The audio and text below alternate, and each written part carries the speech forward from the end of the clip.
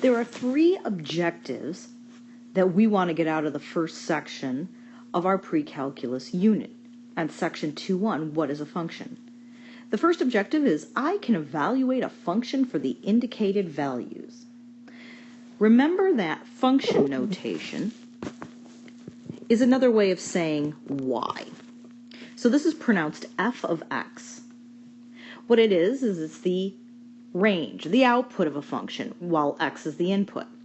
The next thing about function notation is that the number that's our domain is the number that's going to be in the parentheses, and that's the number that gets plugged into or substituted into our equation.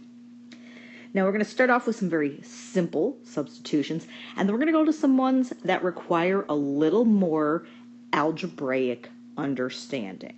So it's good because it's going to give us a chance to review some concepts from Algebra 1. So the first one says evaluate f of 0. In other words, plug in 0 everywhere you see an x.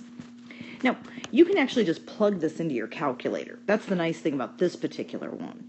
And the calculator will do order of operations for you. However, I'm going to do it the long way because I don't have a calculator in my hand. So I know that this is going to be 0 because 0 times anything is 0.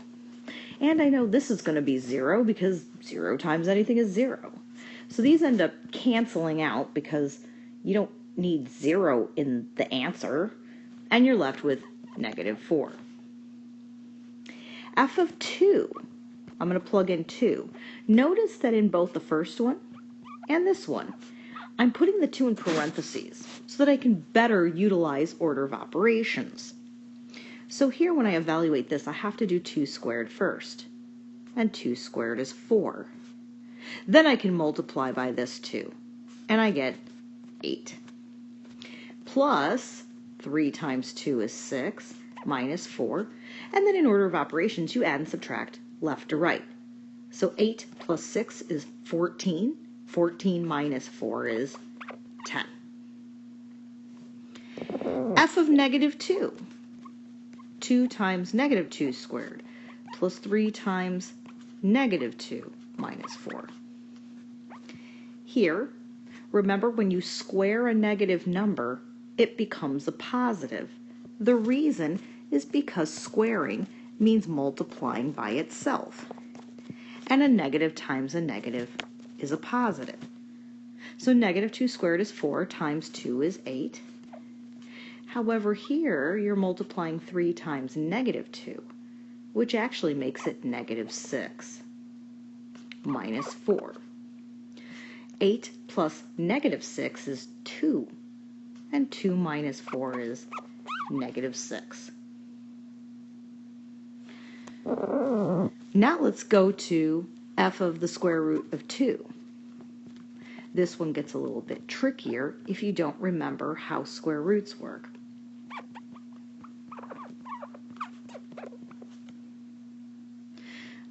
So, the square root of 2 squared, remember it means multiply it by itself. When you multiply square roots together, you can multiply the numbers underneath the radical. So we end up getting the square root of 4, and the square root of 4 is 2. So 2 times 2 is 4. However, here, the 3 and the 2 can't multiply together because the 3 is not under a radical, but the 2 is. So you're left with 3 square root of 2. You can multiply it out and give me a decimal, but you should have learned in Algebra 1 and Algebra 2 not to do that. And then minus 4. Well, there is a little bit of simplifying that can be done because 4 and -4 are opposites.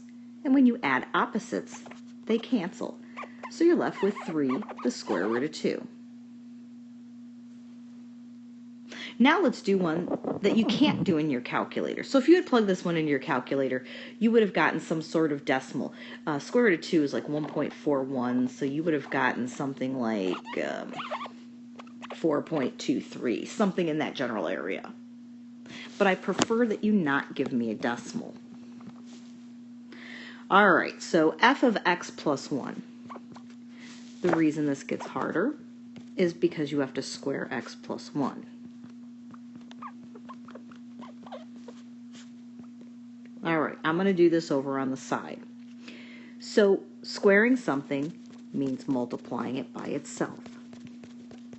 Whenever you see two binomials, remember binomial means two terms, being multiplied together, you probably learned to use a process called FOIL.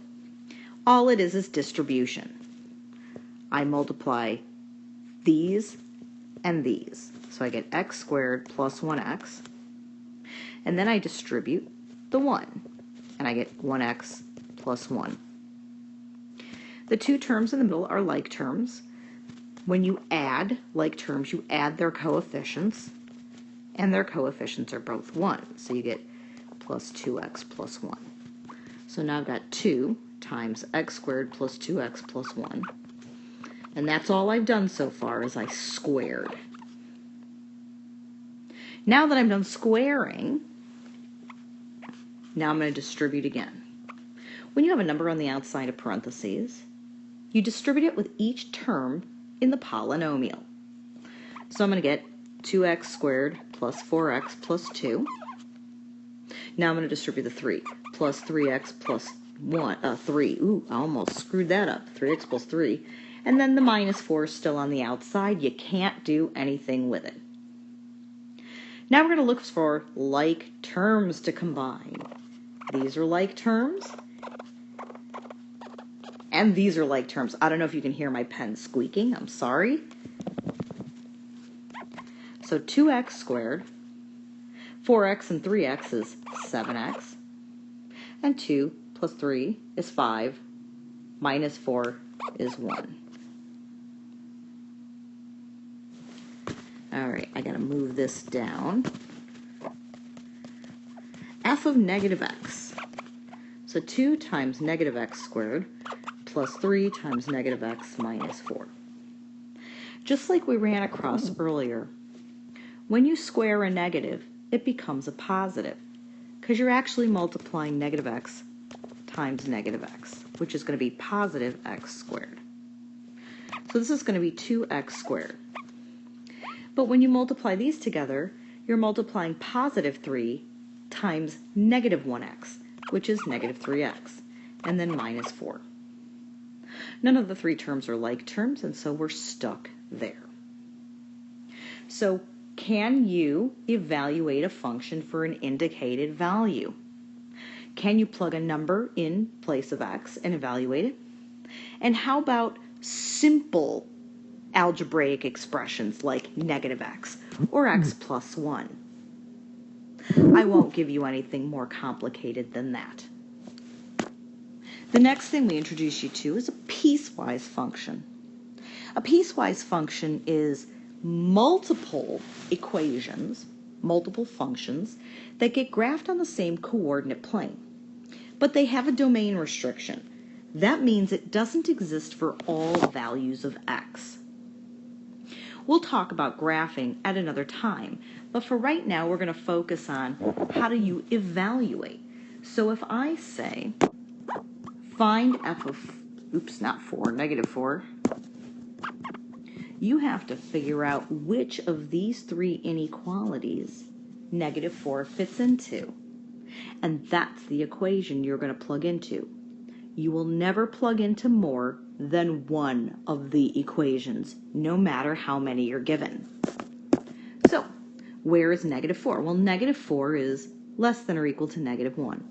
So we're going to plug it into the first equation. So we're going to do negative 4 squared plus 2 times negative 4. Remember, when you square a negative, you get a positive. But 2 times negative 4 is negative 8. So 16 minus 8 is 8. Let's do f of negative 3/2. I like this one because they give a fraction. It might help to turn it into a decimal when you're trying to figure out which of those domain restrictions it falls into. So negative 3/2 is negative 1.5. So is negative 1.5 less than or equal to negative 1? Or is it between negative 1 and 1? Where would it fall on a number line? If you're unsure, some of you may know where it is. But for those of you who might be having trouble, think about where it would fall on a number line. On a number line, it would be here. There would be negative 1.5. Is that less than 1 or greater than 1? Sorry, negative 1. Well, it's less than, because remember on a number line, to the left is the less than direction, and to the right is the greater than direction. So we're going to plug into the first one again. So negative 3 halves squared plus 2 times negative 3 halves. If you use your calculator to help you out, negative 3 halves when you square it is going to be 9 over 4. And then 2 times negative 3 halves is going to be negative 3. If you want to get the exact answer, if you put this in the graphing calculator and do 9/4 minus 3, and then you press the math button, which is on the left-hand side, and then you press enter twice, it'll turn it back into an improper fraction for you. An improper fraction was the one where the numerator was bigger than the denominator. Actually, it may not be an improper. I haven't figured it out yet. I should do that. I'm going to do it the long way because I don't have a calculator. I'm going to do it by getting a common denominator. Yep, it's not going to be improper. It's going to be negative 3/4. But if you got negative 0.75, you've gotten the same answer. Let's try it again. What if instead I said find f of negative 1? Let's get rid of that. What if I said find f of negative 1? Be very careful. Which one does it fall into? It falls into this one. And it's because of that less than or equal to symbol. So it's going to be negative 1 squared plus 2 times negative 1. Negative 1 squared is positive 1. And 2 times negative 1 is negative 2, so you're going to get negative 1. How about f of 0? Well, now f of 0 is going to fall into this domain restriction because 0 is between negative 1 and 1. So we're just going to plug in 0 for x, and the answer is 0 because we're plugging in the equation x. All we're doing is replacing x with a number. And like the last one, this is the one that trips up students. Ooh, hold on one second. Let me go back. Sorry. I'm going to move that over. There we go. I keep hitting the arrow on my screen, which is why it keeps going to the previous page. To do f of 25, this is the one that tends to confuse students. And the reason that it confuses students is because they go, well, where do I plug in the 25? I know which one I'm plugging into. I picked it. But where do I plug in the x? You don't. The output is negative 1. Here's why. So that's the graph y equals negative 1. The graph of y equals negative 1 is a horizontal line through negative 1. So every ordered pair on here, so like this would be 0, negative 1, and this would be negative 1, negative 1, and this would be 1, negative 1, this would be 2, negative 1, this would be 3, negative 1, this would be negative 1, negative 1, negative 2, negative 1, negative 3, negative 1.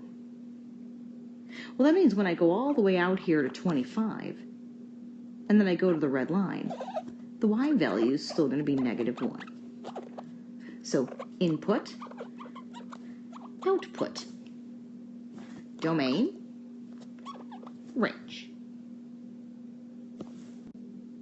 The last objective in this section, I can find the domain of a function algebraically or graphically. There are times when algebraically is better than graphically, and there are times when graphically is better than algebraically. So I'm going to show you two problems. The first one, this is a function, 1 over 3x minus 6. There are a lot of functions where the domain is all real numbers, and I'll review those in a minute. But two of the most famous functions where there are restrictions on what number you can plug in for x are the rational functions. These are the ones where you have a variable in the denominator of fraction. Remember, the only number you can't have in the denominator of a fraction is 0. So if there's a value of x that when you plug it in makes the denominator equal to 0, it makes this function undefined. It doesn't exist. So what we do is we take the denominator and we just say it cannot equal 0, and we solve that like a regular two-step algebra equation. You add 6, because that's the opposite of minus 6, and then you divide by 3. And we find out that x can be every number in the world except for 2. So here's the graph of y equals 1 over 3x minus 6. I put it into Desmos because I think it looks nicer. So I want you to look at those purple lines. And there seems to be something happening at 2. So at 2, the graph, like as you head towards 2, you'll notice the graph sharply inclines. When you're coming at it from this direction, it goes down really fast. And it looks like it actually hits 2, but it doesn't. You might remember from Algebra 2 that we have something here called an asymptote. It's specifically a vertical, specifically a vertical asymptote. There are two types. We're going to talk a lot more about horizontal asymptotes in another unit. A vertical asymptote is a vertical line that the graph approaches but does not touch or cross. But we were able to find it algebraically. There are some problems that you may not want to find algebraically. For example, you may not want to do this one algebraically. The reason is because there's a method for doing it.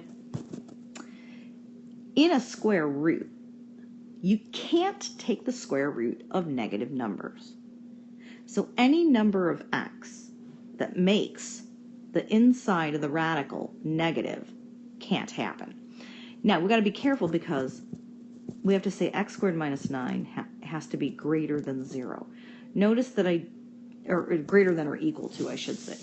And the reason that's greater than or equal to 0 is because you can take the square root of 0. The square root of 0 is 0. You just can't take the square root of a negative. And there's this special way of doing the problem. There's a way to do it with a number line. There's an algebraic method. But if you're feeling like your algebra is not very good, we can do this graphically. One of the things I want to do is I want to be able to analyze information from a graph. So let's look at the graph of this. Here's the graph of the square root of x squared minus 9. And this is what I want you to notice about the domain, about the x values. Remember, this is the, oops, I don't want to move that. This is the x-axis, right? I want you to notice that the graph, part of the graph, starts here at 3 and then goes off to the right. So it exists when x is 3, 4, 5, 6, 7, 8, 9, 10, all the way to infinity. But I want you to notice that the graph doesn't exist at 2, 1, 0, 1, or 2. It does not exist there, does it? And then it exists again at negative 3, negative 4, negative 5, negative 6, negative 7, all the way in the negative direction. This is really reminiscent of when we learned how to graph and and or statements on a number line. It really looks really similar to this. And I said really too many times.